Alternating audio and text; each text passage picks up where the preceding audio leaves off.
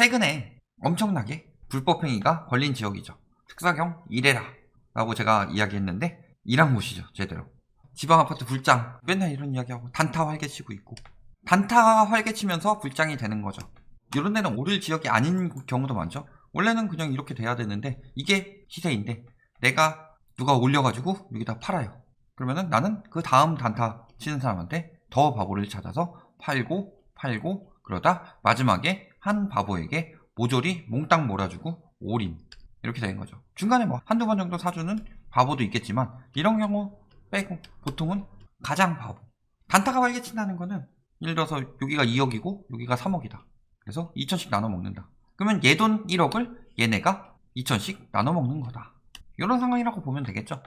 단타 활개치는 지역은 굉장히 위험하다는 소리죠. 왜 단타를 하겠어요? 길게 안 잡고. 뻔하죠. 지금도 뭐라 그래요? 대대광은 앞으로도 계속 유망하다. 그 중에서 광주는 상승률이 굉장히 낮은 편이죠. 2018년쯤에 모 유명 스타 강사를 비롯해서 엄청나게 찍어주기 들어가고, 그 찍어주기 들어간 다음에 한번 크게 떨어졌었죠. 그런데 지금 다시 유도해서 어떻게 되고 있는 거예요? 11월에 급격히 올라가고 있다는 거죠. 이 정도에서 왔다 갔다 했죠. 왔다리 갔다리 하다가 갑자기 튄다. 변동률 쭉쭉 올라가고 있죠. 그래서 조정기 거친 광주래요. 아니 언제 올랐다 언제 떨어졌는데 2018년 말에 올랐잖아요. 뭐 1년도 안 됐는데 벌써 조정기가 끝나요. 아직 전국적으로 부동산 띄우기 세력들이 들어가고 있고, 리먼 때랑 다르게 이번에 진짜 전국적으로 들어가고 있기 때문에 한번 터지게 되면 전국적으로 무너질 수 있다. 보면 어때요? 전세 언제부터 뛰기 시작했어요? 임대차 3법 때문이에요. 이때부터 뛰다가 집값 띄우기 좀 전부터 전세가부터 띄워서 전세가를 맞춰놓고 팔고 빠졌다. 그러니까 광주에 들어온 사람들은 어떤 사람들이에요? 한 2018년 말이면 지금 딱 2년쯤 됐죠. 2년 전에 다 놓고서 지금 이제 갭투기로 팔려면 전세가부터 띄워가지고 갭을 줄여야 사람들이 비싸게 사주죠. 그렇게 해서 팔고 나오는 형국이다. 그거에 속아서 이번엔 다르겠지 하고 또 사고 들어가는 형국이고. 자, 보면 어때요? 외지인 투기 엄청나게 확인됐죠. 다수 확인됐다. 호가 올리기 수법이다. 그러면서 봉선동, 수완지구 맨날 띄우던데 띄우죠. 이런데 집중 단속했더니 이쪽이 많이 나왔다. 근데 외지인들이 3-4채씩 쓸어 모으듯이 사들이고 있다. 전체 거래 36%면 엄청나게 많이 샀다는 거죠. 지금 단속 등이 필요하다.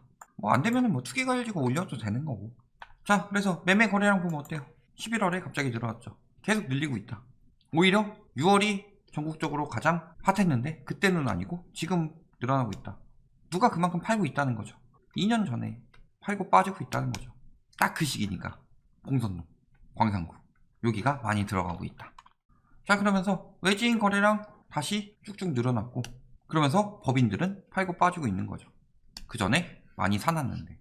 그러니까 지금 법인들이 되게 팔고 빠지기 좋게 언론에서 계속 띄워주면은 저거에 넘어가서 사는 투기꾼들이나 혹은 영끌 수요들, 이런 사람들이 당하는 것이다. 투기꾼끼리 당하는 거야. 뭐 별로 뭐 신경도 안 쓰는데.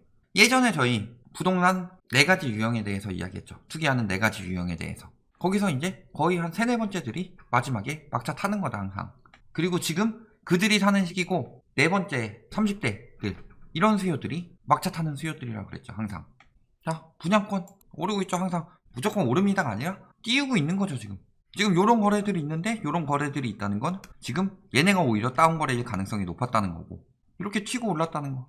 갑자기 막 이렇게 한 건들만 튀고 올랐다. 요거는 뭐 엄청 오른 게 아니죠. 왔다 갔다리 하고 있는데 여기는 한 건밖에 거래 안 돼서 그렇게 보이는 것이다. 이렇게 볼 수도 있죠.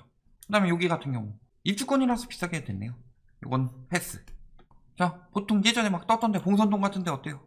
올랐다가 떨어졌다가 지금 그 정도까지 다시 키우고 있다. 내가 이 가격에 샀으니까 네가 이 가격에 사주세요. 2018년 말에 들어간 거 2020년 말 2년 지나고 파는 거다. 여기 이때 샀던 거 그 가격에도 못 팔고 있다. 여기는 거래량은 그때보다 더 늘었는데 여기도 마찬가지죠. 그때 들어간 거 지금 그 가격에 팔고 있는 거다. 그러니까 원래 이 정도인데 얘네들이 억울하니까 못 내리고 계속 이러고 있다가 자기 팔 때쯤 요 가격에 다시 팔고 있는 거죠. 지금 막 불장인이 뭐니 띄워서. 그런 시기를 기자들이 모를 리가 없죠. 아델리움도 그때는 따라가지도 못하고 있죠. 여기는 이제 올려도 안 사니까 이 가격에 팔고 있는 거고, 신축 같은 경우는 이렇게 띄우고 있는 거죠. 여기도 뭐 거의 뭐 분양권이니까 급격히 떨어지고 있는 모습도 나오고 있죠. 다운 거래라면 잡아야 되는 거고. 제보해주세요. 자, 그러면서 이 틈을 타서 은근슬쩍 분양단지들 인근의 가격 띄우기들이 들어가고 있죠. 쭉쭉 들어가고 있죠. 그러면서 분양가를 높인다. 인근에 이 정도가 이 가격인데, 이거는 뭐 평수가 다르니까 인근에 얘는 좀 오래됐는데 우린 신축이야. 광주는 계속 오를 거야. 입주할 때쯤이면 얘네가 이 정도 오를걸? 그러면 같은 가격이면 신축은 얼마나 더 오르겠어. 언제부터 뛰었어요? 11월부터. 언론들이 왜 투기꾼들 돈 벌어주라고 하겠어요? 물론 띄워놓으면 좋긴 하지만 그거보다 이런 것들이 있으니까 여기저기 띄우고 있는 거죠. 자, 앞으로 분양계획 보세요. 이만큼의 분양계획이 있다. 12월만 해도. 그러니까 띄우고 들어가는 거죠. 그 뒤에도 상반기에 이만큼 분양해서 앞으로 이만큼 분양이 더 들어올 건데, 맨날 얘기하는 게 뭐예요? 공급 부족. 서울은 공급 부족이라고 오른다. 광주는 공급 부족이에요 그럼? 저렇게 많이 들어오는데. 광주는 공급 과잉이니까 떨어진다. 왜 이런 기사들 안 써주죠? 공급 문제가 아니니까 그런 거죠.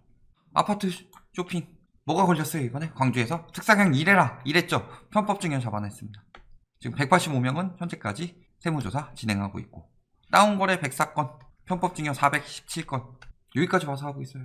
그러니까 지금 가격 띄우기나 뭐 이런 것들 다는 아니지만 편법 증여가 굉장히 많이 들어가 있다는 거죠. 적발돼가지고 의심 가는 사례만 저만큼인데, 자, 그러니까 막 신혼부부들도 막 수억 빚지고 아파트 샀다. 53%가 주택을 소유하고 있고. 자, 무슨 상황이에요 지금? 영끌 계속 언론에서 때리고 있죠. 근데 서울에는 신혼부부들이 이렇게 못해요. 왜? 너무 비싸니까. 근데 광주는 아까 보면은 지역에 따라서 뭐 2억, 3억 이 정도 되는 아파트들 있죠. 그러니까 이런 것들을 지금 구축 아파트들을 사주고 있다. 왜? 언론에서 지역 안 가리고 계속 띄우니까. 보면 어때요? 아파트 거쳐 많이 한다고 그랬죠. 84.1%. 제가 그때 1인 가구 이야기 많이 했고, 통계 같은 거 봤을 때 1인 가구들 다가구에 많이 살았는데 지방은 안 그렇다. 왜? 지방은 그래도 임차도 저렴하니까, 매매가가 저렴하니까 임차가 저렴하다. 그렇다면은 지방의 아파트 비중이 높다는 거. 물론 1인 가구는 아니지만 신혼부부니까. 그렇다면은 진짜 비싼 서울 수도권 쪽에는 오히려 저들이 수요가 안 된다는 이야기죠. 그런 것도 증명이 되고 있는 거고. 이 정도다. 이 정도 가격이니까 수억 빚지고 샀다는데 1억 5천만 원 초과해서 3억 원 이하인데 대부분이 요거고, 여기 보세요. 요거 합치면 80%죠. 6천만 원에서 3억 원 비중인데 수억을 어떻게 빚줘요? 수억이란 말을 쓰려면 적어도 5, 6억은 돼야지 수억이란 말을 쓰지 않아요? 3억까지 수억이라고 해봅시다. 2억 가지고 수억이라고 하기에는 너무 그렇고, 근데 3억 원 이하니까 3억도 아니죠. 그러면은 3억일 경우도 별로 없죠. 그렇다면 대부분 80% 이상이 수억 빚을 질 수가 없는 사람인데, 아파트 값이 수억이 안 되는데 어떻게 수억을 빚을 지고 사냐. 엄밀하게 따지면 2억도 3억도 수억이긴 하지만 보통 그럴 때 수억이란 표현 안 쓰죠. 즉 뭐예요? 신혼부부들 수억 빚지고 아파트 사고 있으니까 여기 너네 결혼할 때 아파트 사. 매매 수요가 많아져야 집값이 오르고, 그래야지 분양가도 오르고 분양도 잘 되지. 수요가 늘어났으니까. 실거주들이 많이 사면 매물 공급이 줄어드니까. 그렇죠. 기중분양 사기 이런 것들 놔돌고 있죠. 요거 하지 말라 그랬어요 제가. 요거를 하지 말라고 했는데 요게 될지 안 될지도 모르는데 이중분양까지 한 이유는 뭐예요? 안 하겠다는 얘기예요. 이중분양을 했다는 거는 처음부터 사기칠 마음이 있었다. 왜? 결국 입주 때가 되면 원래는 걸릴 수밖에 없죠. 그러니까 지주택이 지지부진하게 진행되는 점을 이용해서 같은 호실을 여러 명한테 이중으로 분양해주고, 그런 식으로 해서 돈 떼어먹고 치려고 했던 거다. 자, 지금 불법거래 단속 광주 전역으로 확대한다고 그랬어요. 뭐예요? 투기꾼들이 그냥 들어가는 것보다 불법이 많다. 불법으로 띄우기가 많다. 그러니까 얘네들이 조심하게 되겠죠. 특히 다운거래 막히면 분양권 거래 더럽게 안 되겠죠. 그 다음에 또 뭐 있어요? 뭐 자정거래로 띄우기 이런 것들 안 통하겠죠. 확실히 영향을 크게 줄 것이다. 결국에는 지금 시기는 뭐다? 2018년 말 들어갔던 투기꾼들이 차익 실현도 아니에요. 요 경우는 차익 실현도 아니고 본전이라도 뽑고 나오려고 하고 있는 거고, 언론에서는 2020년 12월 분양부터 내년 2021년 상반기 분양을 위해서 이를 이용해서 가격을 띄우고 있는 거다. 짝짝꿍이 딱 맞은 상황이죠. 여기에 갖은 불법이 난무하고 있다. 이런 데를 실수요가 사야 되겠어요? 2018년 말이랑 똑같은 현상이 나타나고 있다. 요거 꼭 기억해 두시고, 지금 광주 실수요들 절대 사지 말고요. 특히 뭐 신혼부부들 대부분 수억 빚지고서 다들 아파트 사니까 오를 것이다 이런 말에 넘어가지 마셔라. 여기까지 말씀드리겠습니다.